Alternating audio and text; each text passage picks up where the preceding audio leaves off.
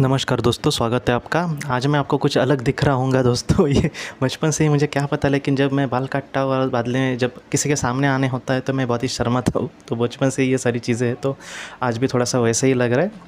जाने दो, बाद में कुछ नहीं लगेगा। तो दोस्तों, आज जो हम कहानी देखने वाले हैं वो एक सच्ची कहानी है। ये जिस किताब से ली गई है दोस्तों, उसका नाम है मैसेजेस फ्रॉम द मास्टर्स, जिसके लेखक है डॉक्टर ब्रायन विश जी।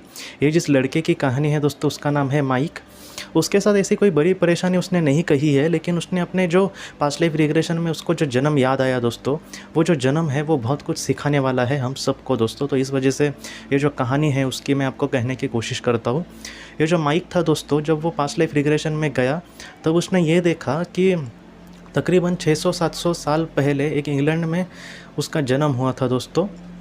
और वो हमसे ये कहता है कि उस जन्म में कुछ ऐसा दौर था वो दोस्तों कि जो राजा था वहाँ का, उसके लिए या फिर वो जहाँ पर रहता था उसका जो राज्य था उसके लिए इसको भी एक युद्ध था दोस्तों, उनके युद्ध राज्य का। तो उसमें इसको भी उसमें पार्ट लेना पड़ा, हिस्सा उसका बनना पड़ा। इसके मन में वो चीज़ें नहीं थी दोस्तों कि किसी को मारना वगैरह, लेकिन फिर भी होता है ना कि मजबूरी की वजह से उसने वो उसमें हिस्सा लेने की कोशिश की। और ये जब जा रहा था दोस्तों युद्ध को, तब उसको डर भी लग रहा था कि क्या वो अपने माता पिता को, जिनसे वो बहुत ही प्यार करता था, उनसे मिल पाएगा क्या। और बाद में ये युद्ध को गया दोस्तों। वो युद्ध भी अपने हिसाब से उसने जितना हो सके उसमें अपने राज्य के लिए करने की कोशिश की। और बाद में अगले चरण में उसने ये देखा दोस्तों कि वो युद्ध से ठीक ठाक लौटा आया है। और उसने कहा कि मैं बहुत ही खुश हूँ क्योंकि मैं अभी मेरे माता पिता के पास जाऊँगा। और उसके दिल में कुछ ऐसी चीज़ चुभ रही थी दोस्तों कि ये युद्ध क्यों होते हैं, या फिर वो जीवन में कुछ मानवता के लिए कुछ अच्छा करने की कोशिश करे। तो एक झलक उसने इसकी देखी कि वो युद्ध से आ रहा है और वो कहीं ना कहीं खुश है दोस्तों। और इसके बाद दोस्तों, जब डॉक्टर ब्रायन विश जी ने उसको कहा कि कुछ साल तुम आगे जाओ, तब उस जीवन में दोस्तों वो बहुत ही ज़्यादा दुखी था। वो ये कह रहा था कि मैंने अपने जीवन में जिस तरह से मुझे चलना था उस तरह से मैं नहीं चला, जिस तरह से समाज मुझे कहता गया, या फिर मैंने ये सोचा कि लोग मुझे क्या कहेंगे, तो इस वजह से मैंने समाज की तरह ही मैं चलता रहा। लेकिन आज मुझे बहुत पश्चाताप हो रहा है। और वो ऐसा वक्त था दोस्तों कि जब उसके माता पिता उसके बहुत ही करीब थे।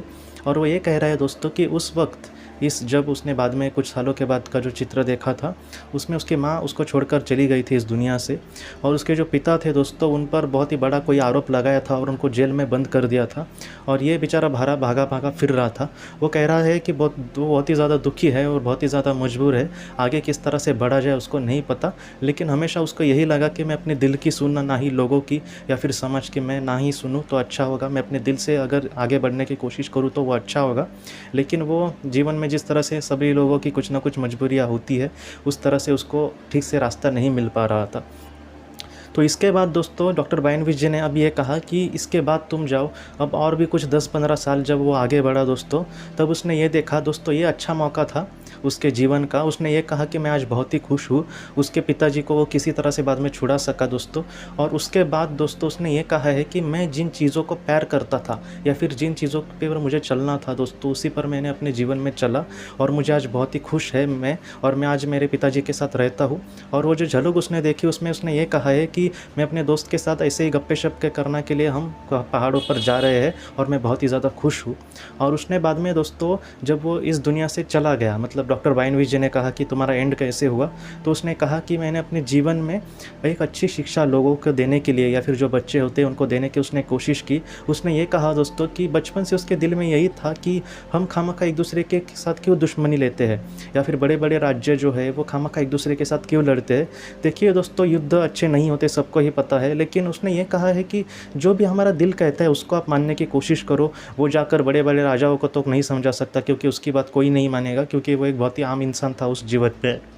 लेकिन उसने ये कहा दोस्तों कि जिस तरह से हमारा जो दिल कहता है दोस्तों, उसकी हमें कभी कभी बात सुननी होगी। हमेशा ही जितना हो सके हमें दूसरों के झांसे में ज़्यादा नहीं आने की कोशिश करनी होगी। और उसने ये भी कहा दोस्तों कि हमारे जीवन में हम जो आए हैं उसका कुछ ना कुछ मकसद है। और उसने ये भी कहा है दोस्तों कि हमेशा आपकी जो दिल की आवाज़ कहती है उसे सुनने की कोशिश करो। मुझे भी पता है दोस्तों कि दिल की आवाज़ हम हर बार नहीं सुन सकते, या फिर हमारी बहुत सारी मजबूरियाँ होती है। लेकिन उस जीवन में भी एक मजबूर ऐसी, या फिर एक कहते हैं ना कि लाचारी जैसे जीवन में भी अगर हम थोड़ा बहुत भी हमारे दिल की सुने और कुछ करने की कोशिश करें तो ऐसा भी पल आ सकता है दोस्तों कि आप सक्सेसफुल तो बनोगे, लेकिन आपके दिल में जो समाधान होगा, जो कहते हैं ना कि जो राहत होगी कि हाँ मैंने जीवन में आकर कुछ किया, तो उसने यही कहा है दोस्तों कि हमेशा आप समाज की तरह ना फैसला करो, क्योंकि हमेशा समाज जहाँ पर जाता है या फिर भीड़ जहाँ पर जाती है वो हमेशा सच्चा रास्ता नहीं होता दोस्तों।